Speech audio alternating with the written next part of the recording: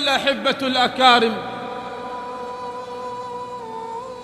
لقد وصل بالصحابة من العذاب ما وصل، ووصل بهم من الآلام ما وصل، وصل بالصحابة من العذاب ما وصل. وإذا بهذا العذاب وإذا بهذه الآلام تدفع خباب بن الأرت رضي الله عنه إلى أن يذهب إلى الحبيب المصطفى صلى الله عليه وسلم متسائلا، قال: يا رسول الله، ألا تستنصر لنا؟ يا رسول الله، ألا تدعو لنا؟ لعل ما يدور في عقل خباب هو الذي يدور في عقولنا في هذا الزمان. لعل الذي جاء في عقل وفي قلب خباب هو الذي جاء إلى قلوبنا وإلى عقولنا هذا الزمان. ولسان الواحد منا والله ما تعبنا، ولكنها أيام انتقال. والله ما تعبنا ولكنها أيام انتقال. شعار الواحد منا بل لسان الواحد منا هذه الأيام: ما تعبنا ولكن صبرنا تعبه. ما تعبنا ولكن صبرنا قد تعب. تخيل معي أن صحابيا جليل مثل خباب بن الأرت رضي الله عنه يتساءل أمام من؟ أمام الحبيب المصطفى صلى الله عليه وسلم، ويتساءل عن أمر عظيم: يا رسول الله، ألا تستنصر لنا؟ بمعنى أنك يا رسول الله أنت الأقرب منا إلى الله، وأنت رسول الله، وأنت الذي لا تنطق عن الهوى، إن هو إلا وحي يوحى. يا رسول الله، بمجرد أن ترفع يديك إلى السماء يحل علينا النصر، بمجرد أن تستنصر الله ينصرنا الله.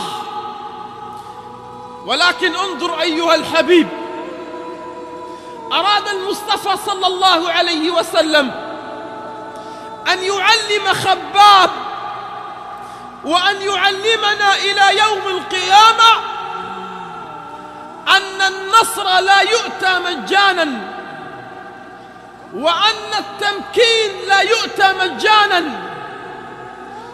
وأن النصر لا يؤتى للناس قبل أن يمحصوا، وقبل أن يعرف الصالح من الطالح، وقبل أن يكشف الطيب من الخبيث، وقبل أن يعرف المؤمن من المنافق. لا يؤتى النصر للمسلمين قبل أن يصفى وينقى أهل الحق وأهل الباطل أبدا. قبل هذه المرحلة لا تنتظر النصر. قبل أن تأتي هذه المرحلة لا تنتظر النصر. النصر لا يأتي إلا إذا محص الناس، وإلا إذا لم يمحص الناس ولم يميزوا في زماننا ولم نعرف أهل الحق وأهل الباطل، هل سيأتي النصر عشوائيا ليحوز عليه صاحب الباطل وصاحب الحق؟ أبدا وحاشا لله. النصر قاب قوسين أو أدنى، ولو أراد الله لانتصر منهم. فالله سبحانه وتعالى نصره بين الكاف وبين النون. الله سبحانه وتعالى قادر على أن يجعلنا نصلي في المسجد الأقصى من الصباح، بل حتى لا ننتظر الصباح، كن فيكون. إذن لسان حالنا لسان خباب. متى نصر الله؟ ألا تستنصر لنا؟ ألا تدعو لنا؟ فقام النبي صلى الله عليه وسلم غضبانا بعدما كان متوسدا ببردة تحت ظل الكعبة، ثم نظر إلى خباب وقد احمر وجه النبي صلى الله عليه وسلم. قال: يا خباب، لقد كان من قبلكم يؤتى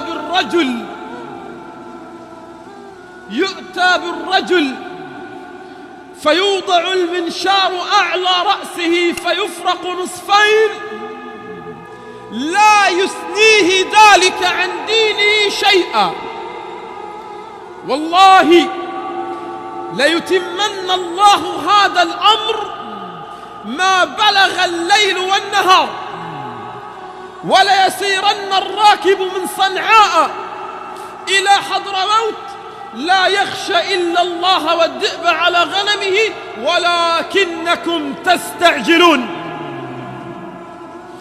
هذه رسالة إلى الناس، هذه رسالة إلى المستضعفين، هذه رسالة إلى المظلومين، هذه رسالة إلى المشردين، هذه رسالة إلى المقهورين، هذه رسالة إلى الفقراء، هذه رسالة إلى الضعفاء، أنه إذا اشتد الظلام جاءنا الفجر، وإذا اشتدت الملاحم، وإذا اشتدت العذابات والآلام كان نصر الله. وها أنتم ترون في زماننا قد اشتد العذاب، بل إن الظلام قد اشتد سواده، وبنا من الحزن ما تبكي له مدن بأكملها. إذن هل النصر قريب؟ هل النصر الآن، اليوم، بعد غد؟ الجواب أيها الأحبة الأكارم موجود في أرواحنا، الجواب موجود في بيوتنا، الجواب في صدور أبنائنا، الجواب في صدور بناتنا ونسائنا، الجواب في شوارعنا.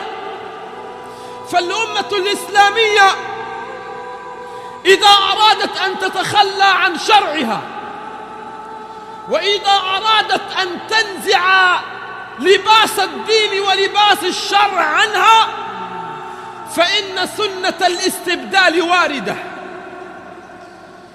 إن سنة الاستبدال واردة. والله سبحانه وتعالى لا يحابي أحد، حتى أمة محمد صلى الله عليه وسلم إن الله لا يحابيها. ولهذا أيها الأحبة الأكارم، من يظن بأن هذا الطريق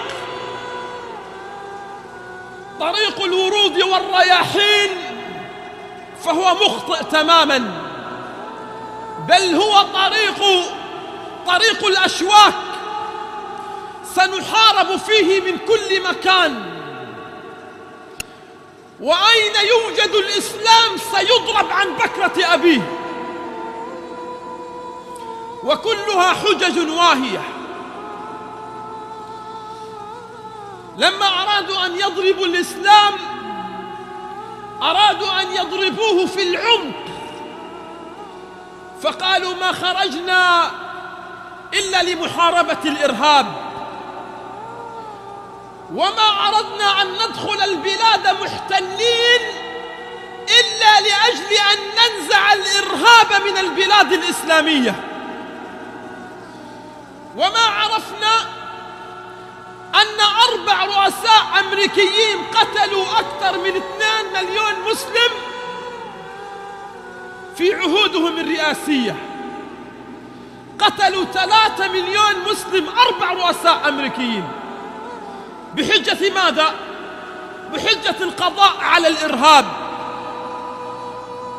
وهو ليس القضاء على الإرهاب، هو القضاء على الإسلام، هو القضاء على الدين.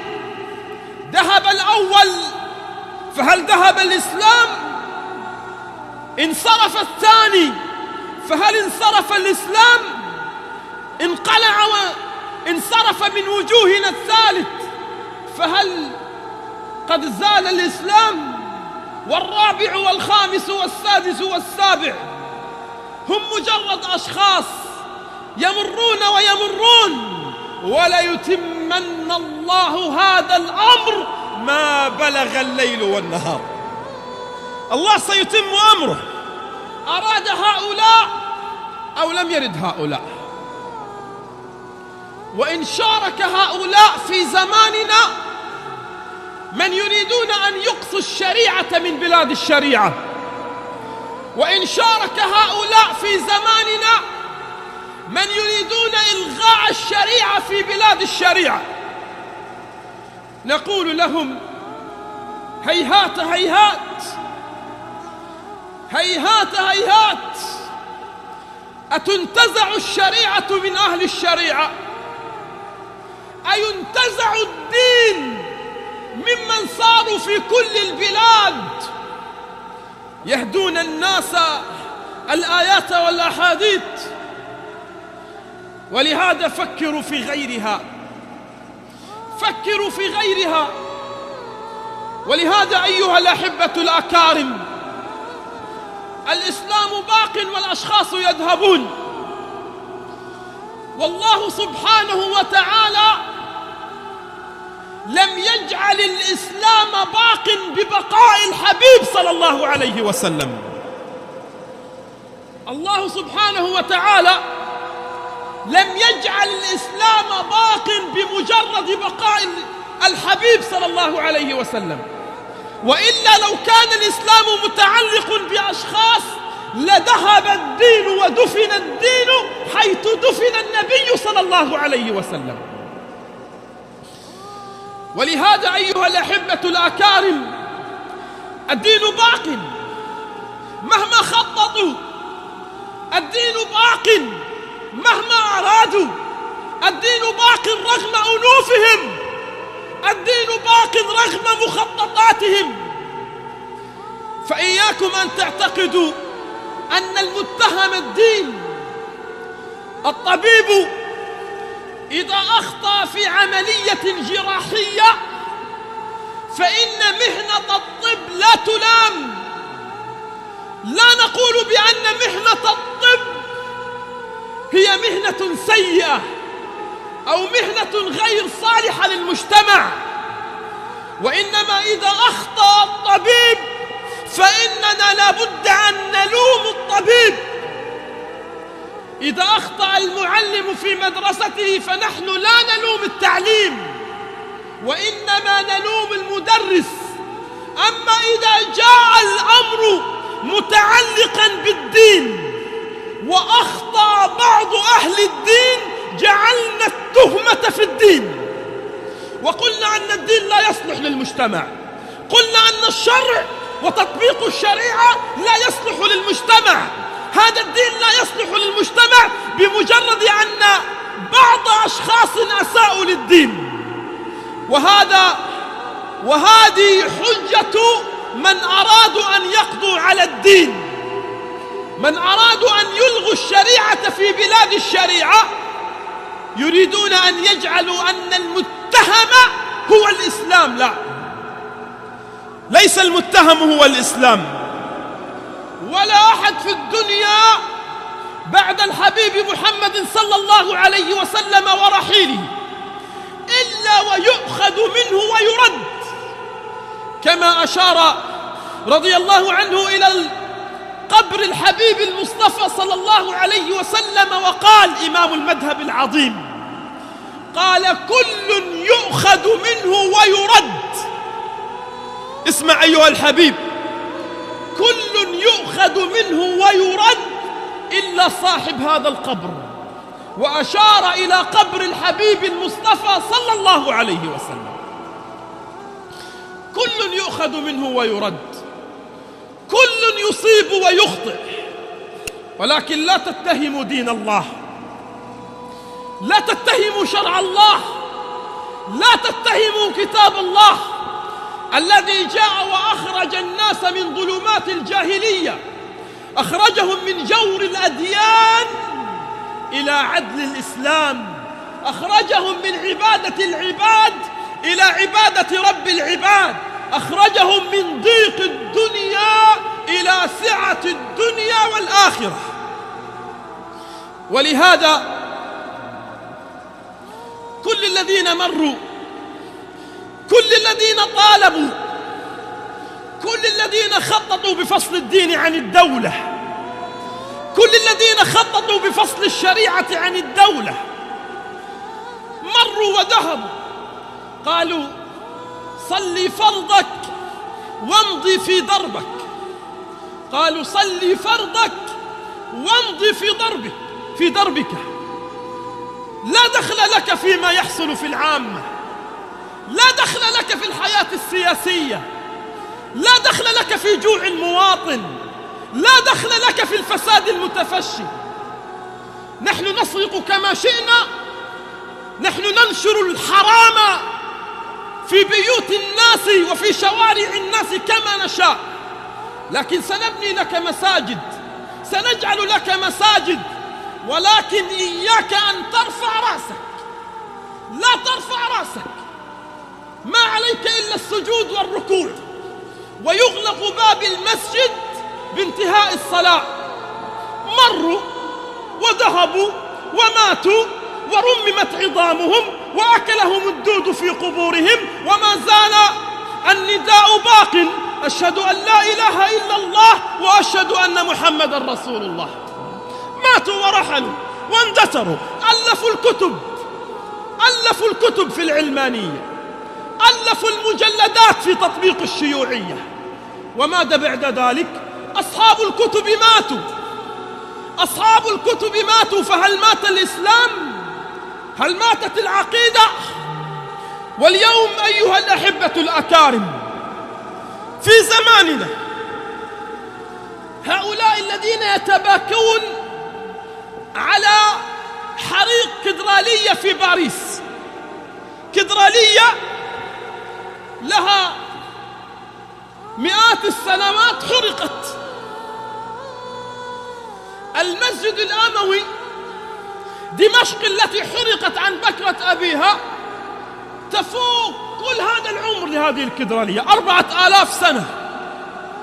المسجد الأموي حرق، هل تباكى عليه هؤلاء؟ لا والله.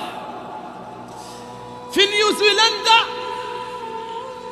استشهد 60 مسلم في دقيقة واحدة استشهدوا.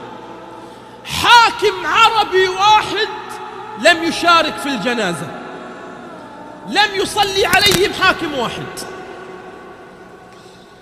في نيوزيلندا.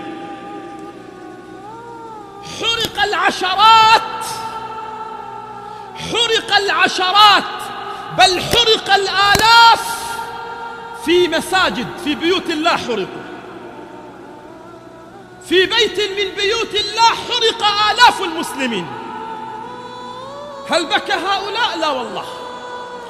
حرقت غزة في 3 حروب متتاليات، هل بكى هؤلاء؟ لا والله، ما بكى هؤلاء. ما زال حتى هذه اللحظة يحرق الآلاف في الباغوز وفي إدلب في سوريا، هل بكى هؤلاء؟ دماؤنا رخيصة. أما دماء الفرنسيين والباريسيين فإنها دماء غالية. كل العرب، كل حكام العرب انتفضوا ليجمعوا التبرعات لإصلاح هذه الكدرالية. سبحان الله، سبحان الله. وكلهم أبدوا رسائل الحزن. حتى هذه اللحظة 34 مليار دولار جمعت من الدول العربية ومن الاتحاد الأوروبي ومن الدول الأجنبية من أجل أن يعمر وتعمر هذه الكاتدرائية. مساجد هدمت في غزة لم تبنى حتى هذه اللحظة. مساجد بيوت الله التي يذكر فيها اسم الله قصفت كلها ولم تبنى حتى هذه اللحظة. في 4 أيام أكثر من 34 مليار دولار من أجل أن يحافظوا على هذا التراث الذي قالوا عنه تراث، والتي أصلا في هذه الكاتدرائية أعلن الحرب على الإسلام. في هذه الكاتدرائية وقفوا يوما وأعلنوا الحرب الصليبية على الإسلام، بل انتزعت رقاب المسلمين بعدها وقتل الناس في الشوارع وقد أعلنت الحرب في هذه الكاتدرائية. نعم هذه دموع التماسيح، هذه دموع التماسيح. قتل، هذا مبدأهم، قتل حيوان في غابة جريمة لا تغتفر، وقتل شعب مسلم كامل مسألة فيها نظر. أن يقتل حيوان عندهم في غابة هذه جريمة لا تغتفر، أما أن تقتل الشعوب المسلمة ليل نهار فهذه مسألة فيها نظر. ورحم الله زمانا كانوا يستنكرون فيه، كان فيه الاستنكار والشجب. أما اليوم صرنا نترحم على زمان، نقول يا ليته يعود الزمان الذي فقط نسمع فيه الشجب والاستنكار. اليوم حتى الشجب والاستنكار ما عدنا نسمع. لا يجتمعون إلا على الدين، لا يجتمعون إلا على الحرب على العقيدة، لا يجتمعون إلا على الحرب على الإسلام. وأي بلد يشعرون بأن لهم فيه مصالح يأتون إليه خرافا يريدون أن يقسموا الغنائم. أما حينما نقتل ونجوع ونشرد فلا عين رأت ولا أذن سمعت. مفاهيم مغلوطة ختامها أن المستهدف الدين. فرسالتي أيها الأحبة الأكارم في ختام الخطبة الأولى، نحن قوم أعزنا الله بالإسلام، نحن قوم أعزنا الله بالإسلام، فإن ابتغينا العزة بغيره أذلنا الله. رسالة للجميع، رسالة لكل الأطياف، نحن قوم أعزنا الله بالإسلام، فإن ابتغينا غير الإسلام دينا فإن الذل قادم. وإن هذه الجموع التي جاءت لصلاة الجمعة، وإن الجموع التي تعمر المساجد في الصلوات الخمس في بيوت الله هي تقسم يقينا وتأبى أن يكون غير الإسلام في بلادنا، أو أن يكون غير شعار الدين في بلادنا. والله أيها الأحبة الأكارم كأن رمضان الماضي كان البارحة. إي والله كأن رمضان الماضي كان البارحة.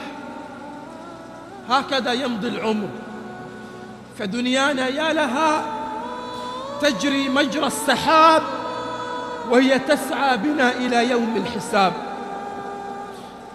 ها هو قد أتى رمضان ونحن على بعد أيام لاستقبال هذا الضيف، ونحن نقف على أطلال استقبال رمضان. نحن أمام وقفات. الوقفة الأولى: كم من الناس كانوا معنا رمضان الماضي، بالله عليكم أين هم الآن؟ ألم يرحلوا إلى الله؟ ألم يسافروا إلى الله؟ والله إن من الناس من كانوا الآن وقبل أيام يقولون اللهم بلغنا رمضان، فماتوا وما بلغوا رمضان. كم من الناس اعتكفوا معنا رمضان الماضي، عاشوا معنا رمضان الماضي، بالله عليكم أين هم الآن؟ ما لي وقفت على القبور مسلما قبر الحبيب فلم يرد جوابي. قال الحبيب: وكيف لي أن أرد جوابك وأنا رهين جنادل، أكل التراب محاسني فنسيتكم. إي والله، أكل التراب محاسني فنسيتكم. فهذه رسالة أنه لا أدري ولا تدري أن أعيش رمضان المقبل أو لا، فهلا صدقنا مع الله؟ هلا عاهدنا الله عهدا وثيقا أن نعود إلى الله؟ بماذا يستقبل رمضان يا أحبة؟ رمضان لا يستقبل إلى الله إلا بأن نصطلح مع الله، إلا بأن نرجع إلى الله رجعة المحب، عودة المشتاق. فأنا وأنت لا ندري أن نعيش رمضان المقبل أو لا. أما الرسالة والوقفة الثانية، قال الحبيب صلى الله عليه وسلم: إن الله يطلع إلى خلقه ليلة النصف من شعبان. يا أيها الحبيب، يا أيها الحبيب، يا من تعيش ليلة النصف من شعبان، اسمع إلى هذا الحديث. يطلع الله إلى خلقه ليلة النصف من شعبان فيغفر الله لجميع خلقه إلا لمشرك ومشاح. أما مشرك فعرفناها، وأما مشاح فما أكثرها في زماننا، فما أكثرها في زماننا، وما أكثر القصص التي نسمعها في زماننا. فإنني أبعث رسالة في ليلة النصف من شعبان، وفي شعبان الذي يطلع فيه الله سبحانه وتعالى إلى جميع خلقه. أقول: من كانت بينه وبين أخيه شحناء سيغفر الله لجميع خلقه إلا لمشرك ولك ولأخوك. لن يغفر الله لك ولأخوك. هذه الدنيا قصيرة يا أحباب، والله إن هذه الدنيا قصيرة. فما بال الصاحب لا يكلم صاحبه، وما بال القريب يبغض قريبه، وما بال الجار يؤذي جاره، وما بال الناس تؤذي بعضها البعض. والله كل هذا لن يفيد. وأنت ترى أمك التي بينك وبينها شحناء، والله قبلة الوداع لن تجدي، والله قبل الوداع على جباه الراحلين والذين رحلوا إلى الله والله لن تجدي. ستعتذر، ستضع قبلة اعتذار على رأس ميت أنت آذيته، لن تنفع قبلة الاعتذار.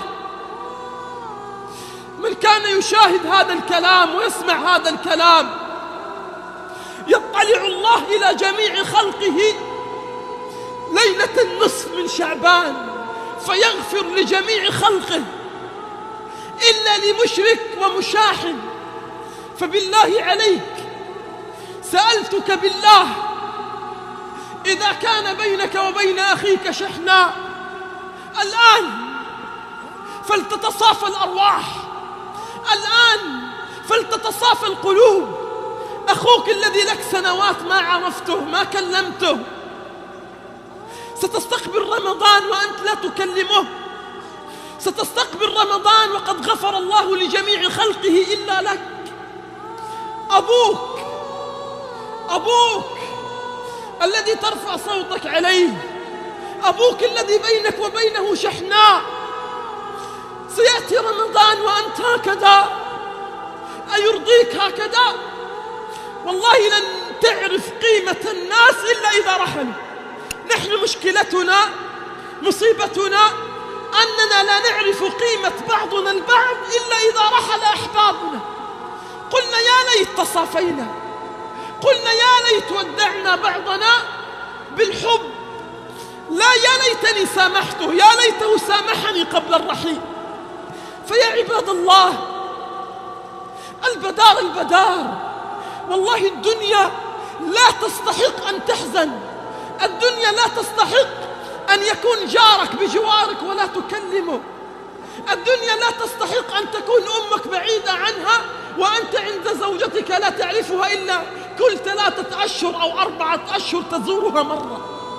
الدنيا والله قصيرة، لا تستحق لصاحبك الذي من أجل سيارة أو تجارة أو عمارة أنت لليوم لا تكلمه. الدنيا لا تستحق. كلنا سنرحل، كلنا مغادرون، كلنا سنرحل إلى الله. فسامحوا بعضكم البعض ولتتصافى القلوب قبل رمضان، وخيرهم من يبدأ بالسلام، ليس عيبا. قبل رمضان ابدأ بالسلام، لأنه مصيبة أن تبدأ بختم القرآن وأن تبدأ بقيام الليل وأنت لليوم لا تكلم صاحبك. مصيبة أننا نتصارع الآن نجهز أنفسنا لقيام رمضان ونحن البغضاء والشحناء والحقد والكراهية في قلوبنا. أعظم ما نستقبل به رمضان هو أن نصفي قلوبنا كما قال الصحابة. يقول أحدهم: والله ما كان الواحد منا يجرؤ أن يستقبل رمضان وفي قلبه غل على أخيه المسلم. فصفوا قلوبكم قبل الرحيل. كلنا مغادرون وكلنا راحلون وكلنا سنقف أمام الله ولا ندري. الآن أنت من لا تكلمه ربما تستقبل معه رمضان، لكن العام المقبل ربما أنت تواري التراب وهو قائم، وربما هو يواري التراب وأنت قائم. فلن يعود لك لتعتذر ولن ينفع الاعتذار يوم لا ينفع مال ولا بنون إلا من أتى الله بقلب